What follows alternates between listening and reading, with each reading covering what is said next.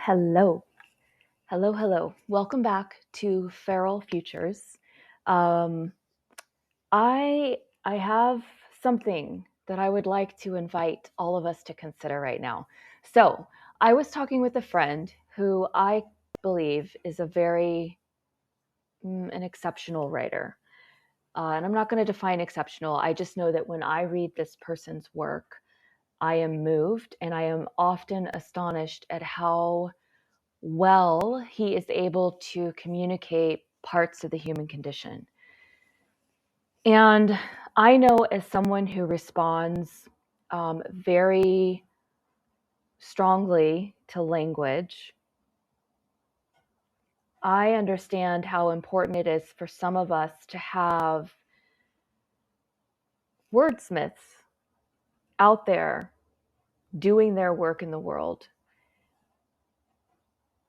Okay, there's so much more. As you know, there's so much more that I could say. What was interesting to me about this conversation is returning to an idea that I have talked about over the years when I've worked with clients, when I've worked with students, when I've been talking to myself. So, this friend was explaining how something he had read inspired something in him. It set something off. It made him ask a question. And the question that he asked gave me the language for something that I had been struggling with and wondering about in my own experiences. And what I said to this friend, because I was reminded, and this is what I'm saying to you as you listen to this. My friend read something, was inspired to ask a question in response to the thing he read. And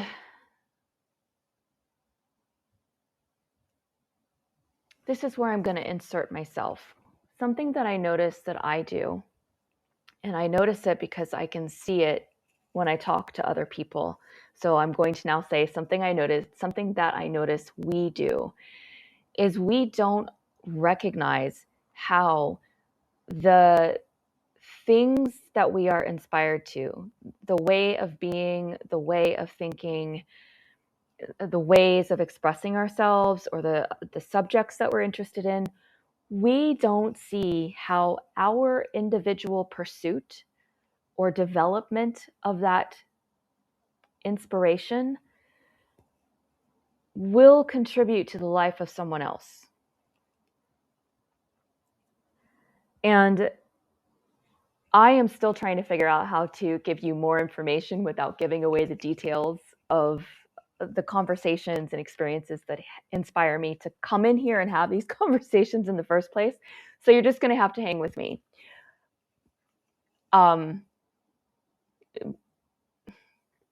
The topic that he's inspired by is really important, and I feel like we should be talking about it more, and I encouraged him. That's what I did. I encouraged him to actually take the time to write out what was on his mind, because the question that he asked is something that other people are asking out there in society with different words. And more importantly, what I said to him is, there are people who want to hear what you have to say about this, because they also wonder the same thing, but they don't have the language for it. Not everybody is a language person. We all have these minds and these energy systems that are designed in different ways. And the point of what I'm communicating backs up into that. I don't know why we're all designed so differently. Like, I didn't get the master plan for how planet Earth and our galaxy was designed and why. I don't have that. I just have my corner of the world perspective, and this is what my perspective tells me based on my experience and what I have learned throughout my life. We have our different designs because expressing ourselves helps somebody else express themselves. And the experiences that we want to have, going back to some of what I shared yesterday, so I think it's reasonable to say that many of us on this planet would prefer to have the experience of more harmony, more peace in our lives. And that means a lot of things differently to all of us, but peace in our lives, more beauty, more art, more sense of culture, connection, community. We want to feel more human and humane than not. I think it's fair to say. I lost my train of thought. Whew, I hate when that happens. I think where I was going with that is we have this vision.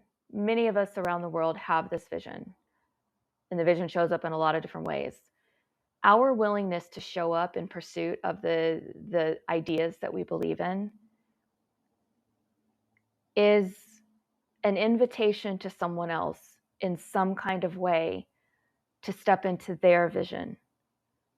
And that person stepping into their vision invites somebody else to step into their vision. So I'm trying to think of how to give this example without giving my friend's experience away. And let's just say that you are coming across something. You have an interaction with somebody. You read something. You have a dream. Something occurs to you, happens to you, impacts you in your life. And somewhere in yourself, you hear the desire, I wish things were this way. I wish people had more of this. I wish people demonstrated more of this skill or quality.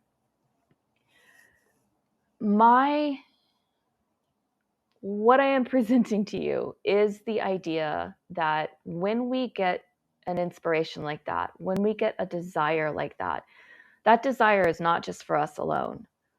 We are actually someone who can develop that desire, write about it, get a group of people together to put some energy, some physical energy towards it. There's lots of ways to engage with an idea. If you have been given an idea, if your interaction with some part of the world sometime during a day or a week or a month or a year has inspired you to ask a particular question or a series of questions, those questions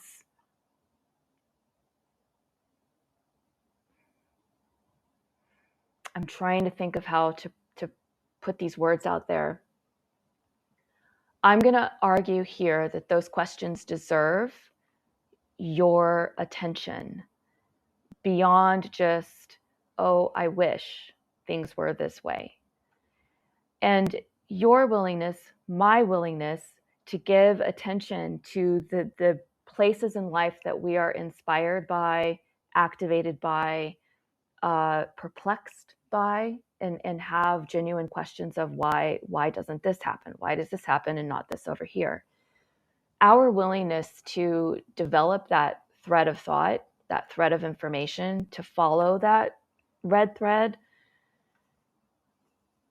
our actions in that process will contribute beneficially to somebody else's relationship with that idea, wherever they are on the length of that thread or within that field of thought. Do you understand what I'm saying? I think some of you probably get it, and if you sit with that, I think that you'll understand what I'm saying. We are inspired by the people, places, and things and ideas that we're inspired by, not just for ourselves, but to engage with them. And in our engagement and sharing, whether it's sharing with one other person or sharing in a format like this, or whatever it is you share on galleries, wherever it is you share, In our sharing, we are extending an invitation to somebody else out there in the field who has been looking for inspiration, support, help, something in that area, even if they don't know they're looking for it. Call and response. I love call and response. And I think about it a lot. And that is your call. You are making a call. You were called in that initial experience that brought that question to you. Why doesn't the world work this way? I wonder what would happen if, et cetera, et cetera.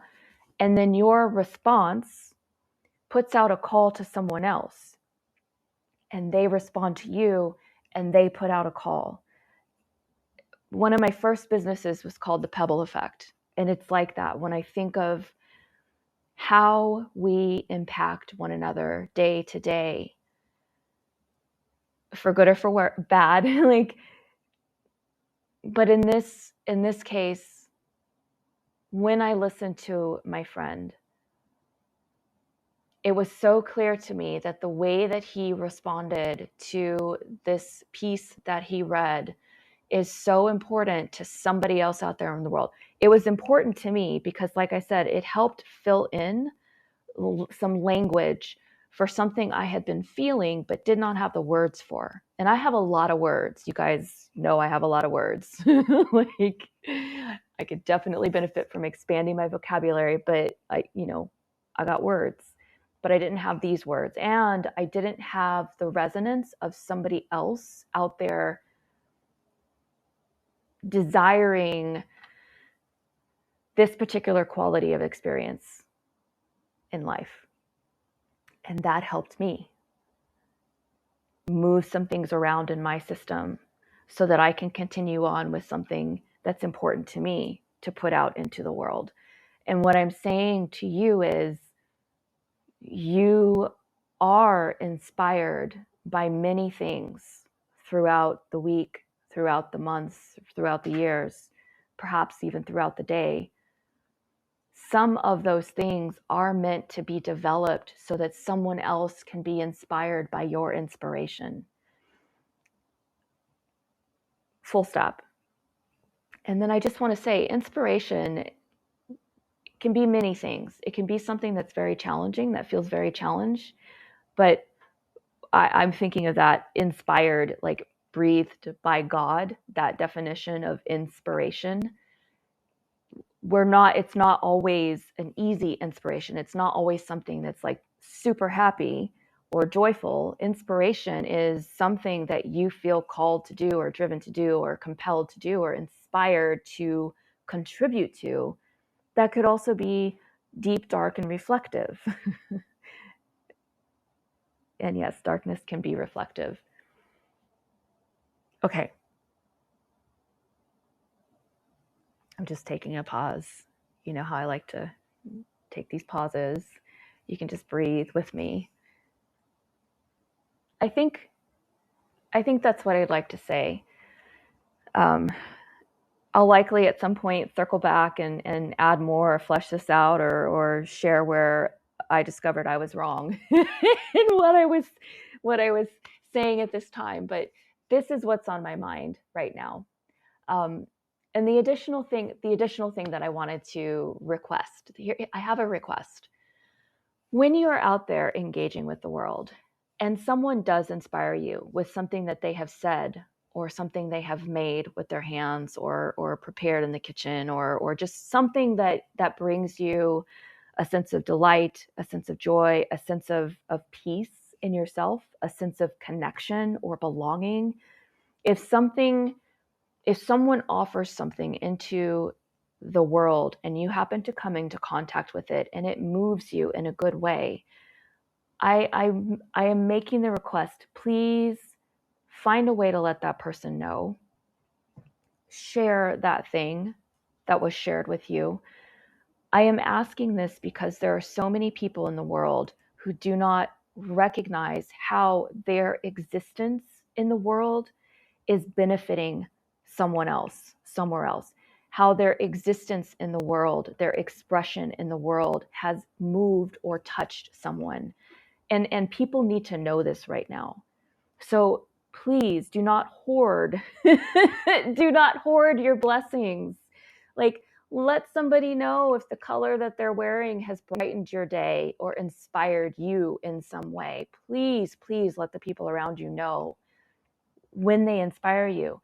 And you may give your gratitude back to someone who doesn't know how to receive it.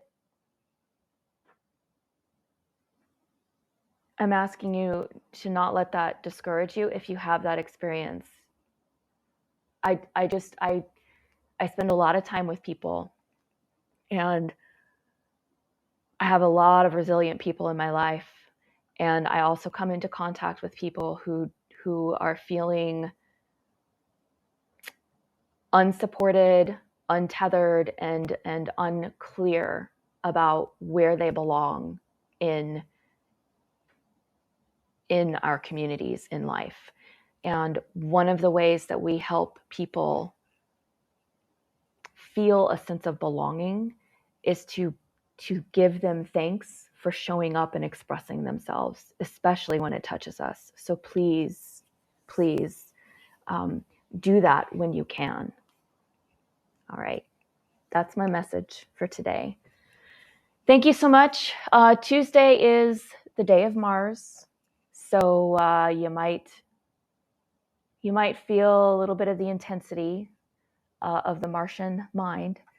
And I just like to share that just to help you like stick a toe into the symbolic world if that's something you're not used to doing.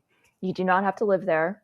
I find it very inspiring, but I will just drop little pieces of information and you can do with them what you will.